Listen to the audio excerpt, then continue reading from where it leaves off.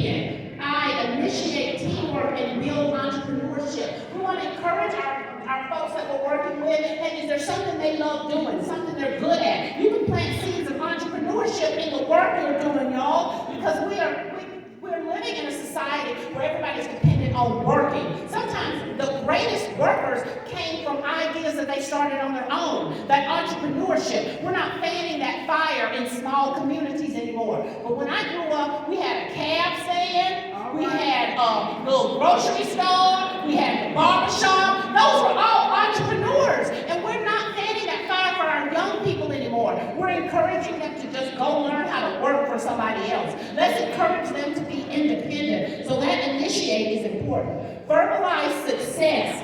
We can do it. Get that language going that yes, we are great, we can do this. You don't have to stay where you are. You're not your circumstances. Sometimes people just need a little encouragement, and that's enough to get them jump started. And then E, expect greatness, because we come from greatness. I'm going to say that again because y'all missed that. Expect greatness because we come from greatness. So don't forget that. And that means everybody that you serve comes from that greatness too. So we got to be able to care for other people, knowing that they may not always want to be the circumstance. So the word matters. What did you guys have? Who's got a word? Who's got a word? Who's got a word? What's your word? Truth. Talk to me. We are going to triumph realized undeniably through hard work. Woo! Triumph realized undeniably through hard work. So that's the truth. And when we tell, and that's what I grew up with. My grandparents gave me that. Even though they couldn't read or write, they gave me that truth. That if you work hard, you get out here, you do what you need to do, you can start moving ahead. However, with that being said, let me go do some research. Because the reality is that there are systems in place for certain people that no matter how hard you work, you're not going to get a seat at the table. So we got to face that reality, because that is a system that has been created for marginalized, disenfranchised folks who may not be able to get there no matter how hard they work, because the door won't open. So we got to understand that it's research and it's reality. And we got to operate in both. But I love the truth. What else we got? Give me one more. Two more. Oh, I got hands up. Who has not shared? I haven't had a share here. Okay, our word is team. Okay. Together, each achieves more. Woo! Together, each achieves more. Team is not I. Me. Look at me. This is what I did. Sometimes we come up with great ideas, you all, and we will keep those ideas to ourselves. We won't share. I tell everybody. I tell everybody. If I come up with a good idea, I'm like, look, y'all.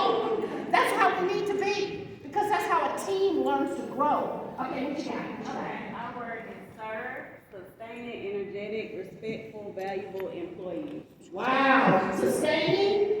Energetic, respectful, valuable employees. Sustaining, energetic, respectful, valuable employees. And we know that we've got young people coming out of college now that we want to scoop up, right? But I'm telling you, they're getting out here in the workforce and they're realizing it's not what they thought it was, and they're turning away from it and they're running for the hills, y'all. So we've got to somehow grab them and make them know that they're valuable and needed and respected in the workforce, so that they will work hard. Because I'm telling you, we've got some dynamic young people that want to do stuff, that are creative thinkers, but they go into a setting and they feel like that they just don't have a voice. So we got to start letting these young people do some of the stuff that they can do, because we get a position. Let me sit down. Get a title, and we the only ones who know anything about how it works. And sometimes when you see people that have been in the field for a long time, this is what they carry. It's my way, this is how we've always done it, we're not changing it. But we got to start listening. And supervisors, You guys have the ability to raise up leaders. Stop being dead dog tired every day. If you start raising up leaders, you can start delegating confidently and walk away knowing that you're not going to come back to a mess. Yes. But you got to trust the process and know that we're going to be different the way we think, the way we operate, the way we move. But learning how to respect other people's ideas and opinions is going to help us learn how to grow more as leaders. That's going to matter. Let me hear one more and we're going to move on. Yes, sir. What you got? Excel.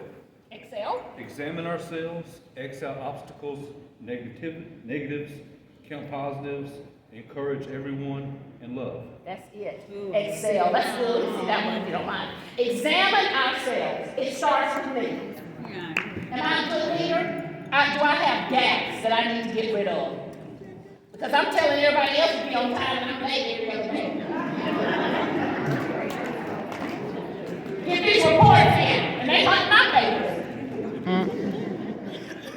X out obstacles and negatives. When somebody comes to you, and they will, you'll be excited, your day is good, you're listening, and here they come. Did you get that little email they sent? I'm not doing all that stuff. Every time I look around, they're changing up stuff. I'm tired of this changing. I just want to do my job and just never go. I'm going to get out of here as soon as I'm done. Let's go. I'm doing it right now. I'm not saying people here in Alabama. I'm talking about people other places.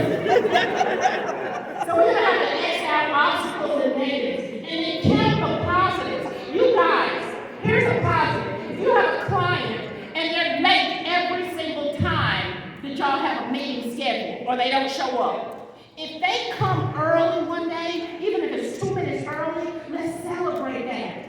Count that as a positive. Stop looking for everything to be a big, giant, monumental thing. Because sometimes the little stuff counts just as much as the big stuff. If your employee is doing better, start complimenting that. Praise them for that. Because they work hard for stuff like that. You know, in the work that I'm doing now, we do a lot of organizational management training. And we talk about people who, what they will work for. Sometimes people will do potluck dinners, they'll get pizza. People won't work hard for that.